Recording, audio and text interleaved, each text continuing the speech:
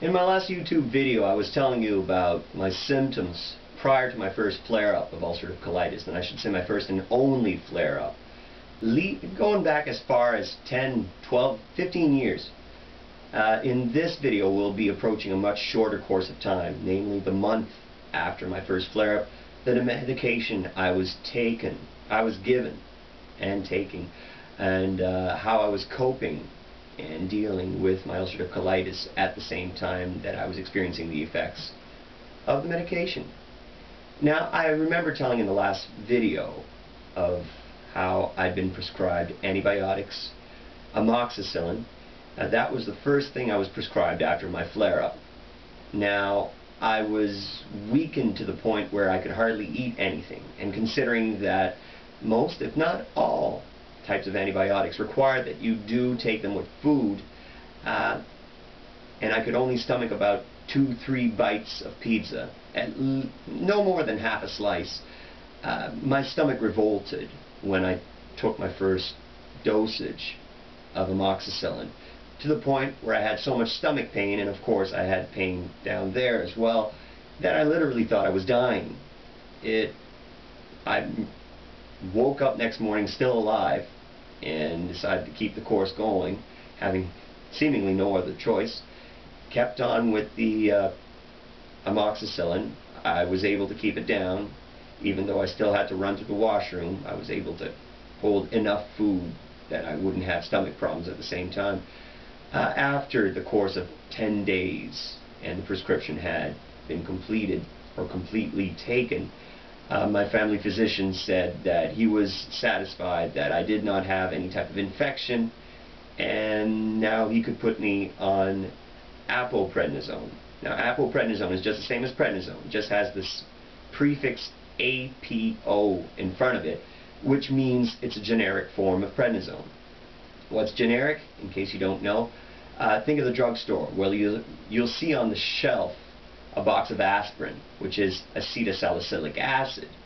Now, next to that box of aspirin brand, ASA, which is the acronym for acetylsalicylic acid, you'll most often see another box right next to it of ASA or acetylsalicylic acid, store brand or generic brand.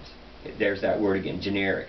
Basically, it means it's not the original company who first formulated the drug, but it's the same drug nonetheless. And so I was put on the Prednisone, which was less expensive than original prednisone. And I remember telling you in the last video as well about instantly after taking my first dosage of 10 or 12 small pills of 50 milligrams, 5 milligrams, I believe. 50 would be quite huge. I think it was 5 milligrams a pill times 10 or 12, so it was 50, 60 grams my first dose, the first dosage. And literally came back to life. Literally had to swallow food, drink something to get the awful taste out of my mouth, and I kept it down. It just was like that. And within the course of an hour, I had all the energy I needed to return to my work duties. I was working from home. For the 2 weeks prior to this, I had been completing so little work because I was so tired. I was always running to the washroom. In the next 30 hours, I caught up completely with that 2 weeks of work that I'd missed. Now, that day, which was a Tuesday, I went on until perhaps, I seem to remember about 4 a.m. So I'd gone a solid 12-hour period, 13-hour period, 14 hours working, just taking a break to eat, possibly go to the washroom once or twice, do stuff just on the side, but consistently working until I felt tired. And when that moment came, it was like, okay, fine, it's 4 a.m. I'm finally tired, let's go to sleep. I'll wake up again at noon, we'll start the whole thing again tomorrow. It wasn't noon, it was 8:30, 9 a.m. 8:30 or 9 a.m. when I woke up again, full of life, full of energy, ready to attack the day, its chores, tasks, duties. And by that evening, Wednesday nights, there were organized community volleyball. It was not a team per se. It was more like a group of people who all wanted to exercise. So we played volleyball. And my family physician at the time was one of the organizers. So imagine his surprise, and everybody else's surprise, to see someone 40 pounds lighter than he was 2 weeks ago, or 2 weeks prior to that, just jumping into the air, hanging off the net, which you're not supposed to do, but I did once, enjoying himself to the point of almost looking delirious. I mean, I'd spent 2 weeks not being able to do anything, and all of a sudden I was playing volleyball better than I'd ever played before.